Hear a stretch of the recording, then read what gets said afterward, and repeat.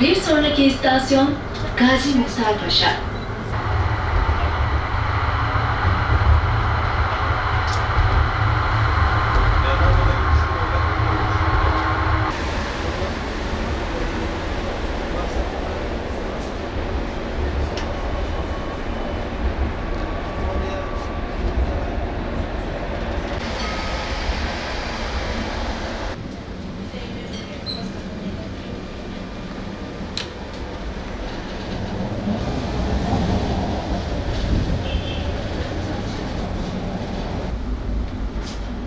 Bir sonraki istasyon 15 Temmuz Demokrasi Meydanı.